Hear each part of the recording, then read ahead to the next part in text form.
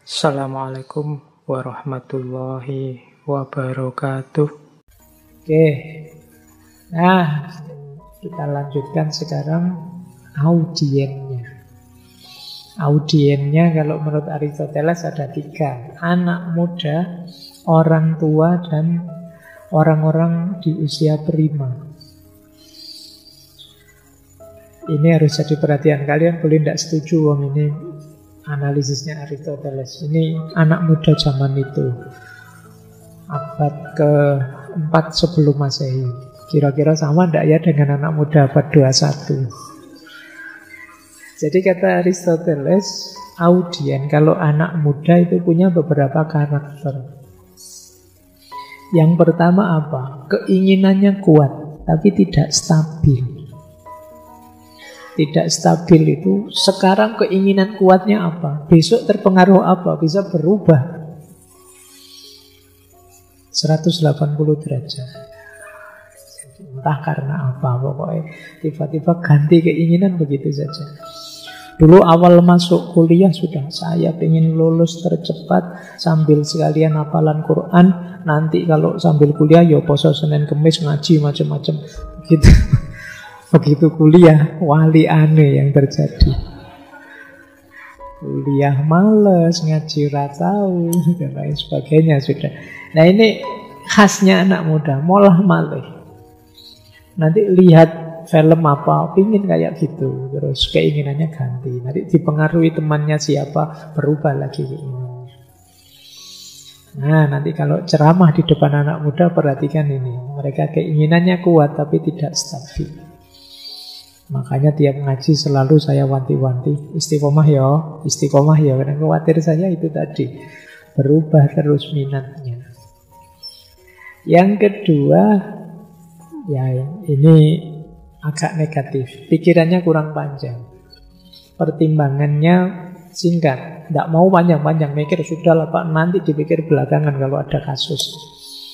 Sementara maju saja dulu, nekat saja dulu. Nah ini gaya anak muda. Nah, kalau orang tua bikin acara itu kan dirancang detail, nanti jam pertama ada ini, berarti kita harus menyiapkan itu kalau orang tua. Kalau anak muda, ala jalan saja lah Pak, nanti kalau ada masalah baru diatasi bersama. Itu bedanya yang muda sama yang tua. Kalau rapat sama yang tua-tua itu lama detail. Kalau rapat saya yang muda-muda, yang lama makannya, ngobrol makan. Sudah ya, sepakat ya, siap, sepakat, jalan. Itu khas. Nah, kemudian anak muda biasanya mudah kehilangan kontrol. Sangat mudah terpengaruh, sangat mudah kehilangan kontrol.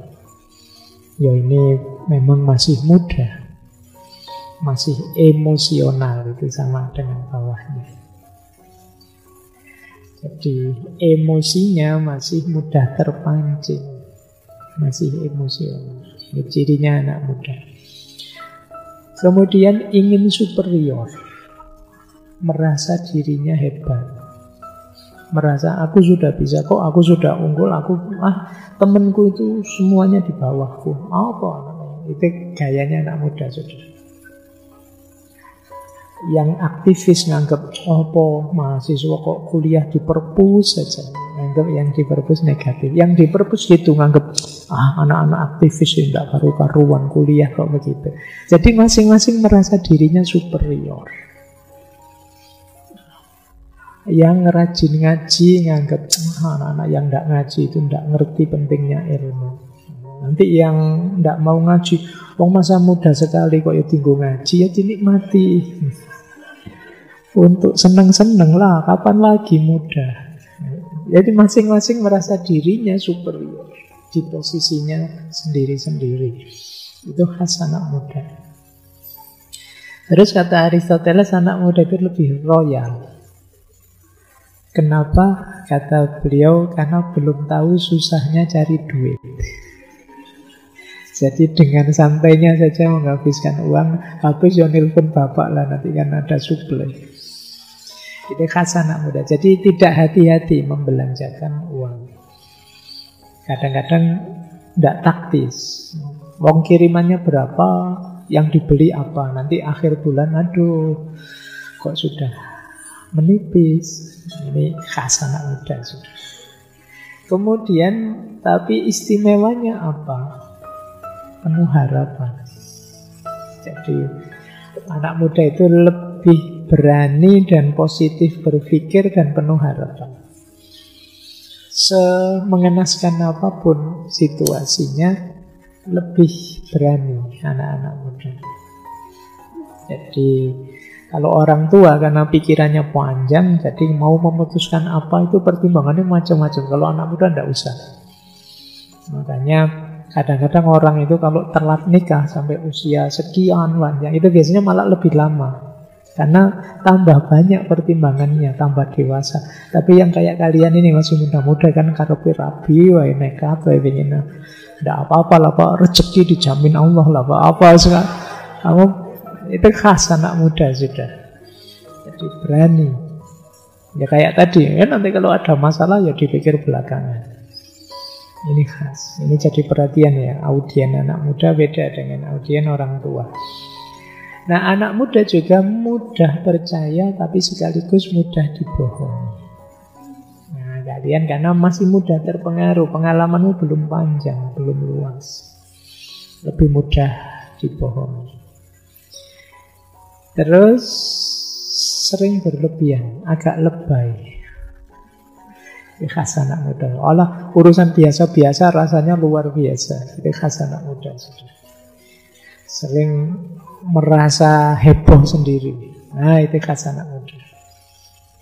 Kemudian mencintai teman. Kata Aristoteles, anak muda itu biasanya lebih setia dengan temannya daripada pacarnya. Ya kamu boleh baca bukunya. Maksudnya senang bersahabat. Kadang-kadang diperintah orang tuanya apa, alah tidak terlalu mendengarkan, tapi begitu temannya ngajak, tidak berani dia. Harus kalau teman itu lebih setia kawan. Itu anak muda.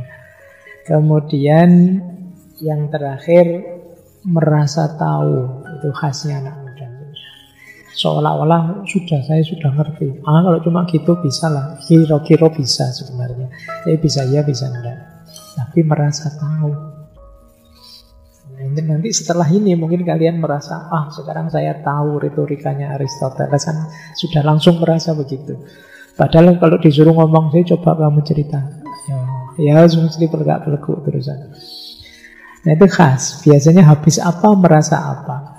Dulu pernah di kampus diajar apa, pernah diajar ini, paham lah, tahulah lumayan. Saya coba cerita, itu mesti puyeng lagi sudah.